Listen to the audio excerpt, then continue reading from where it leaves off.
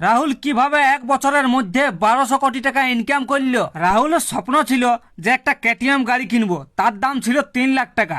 রাহুল কিন্তু রাহুলের বাবাকে যাই বলল যে বলছে আমি একটা কেটিএম গাড়ি কিনবো, তার দাম 3 লাখ টাকা। সেই সময়ে রাহুলের বাবা বলে দিল আমার কাছে বলছে 3 লাখ টাকা পয়সা নাই, আমি তোকে কেটিএম গাড়ি কিনে দিতে পারবো না। রাহুল এই কথাটা শুনে রাহুলের বাবার মুখের উপর মুখ দিয়ে বলে দিল, বলছে আমি এক বছরের মধ্যে 1200 কোটি টাকা ইনকাম করে দেখাই দিব। রাহুল কিন্তু একটা দেশি মুরগির ফার্ম খুলে রাহুল 15,000 মুরগি বাচ্চা নিয়ে আসে বাজার থেকে। রোগের কারণে 3,000 মুরগি বাচ্চা মরে গেছে। রাহুলের কাছে এখন বাঁচে আছে 12,000 মুরগি বাচ্চা। মুরগিদের জন্য খাবার খরচ পড়েছে 20,000 টাকা, মুরগি বাচ্চা কিনার খরচ পড়েছে 1.5 লাখ টাকা, আর লাইনের বিলের খরচ পড়েছে 15,000 টাকা, আর অন্যান্য খরচ 20,000 টাকা। তাহলে টোটাল খরচ হয়ে যাচ্ছে 2,05,000 টাকা। মুরগিগুলো বড় হতে কমসে কম 7 থেকে 8 মাস সময় লাগবে। 7 থেকে 8 মাস সময় হয়ে যাওয়ার পর এক একটা মুরগির ওজন প্রায় 2.5 কেজি করে হয়ে যাবে। তাহলে টোটাল মুরগি আছে 12,000 ইন্টু 2.5 কেজি করে প্রত্যেকটা মুরগির ওজন হবে। তাহলে আমাদের টোটাল ওজন হয়ে যাচ্ছে 30,000 কিলোগ্রাম। তাহলে আমাদের 30,000 কিলোগ্রাম মুরগি গিলে হয়ে যাচ্ছে প্রত্যেক কিলোগ্রাম কিন্তু 420 টাকা করে বিক্রি হচ্ছে। তাহলে আমাদের টোটাল হয়ে যাচ্ছে 1,20,00,000 টাকা।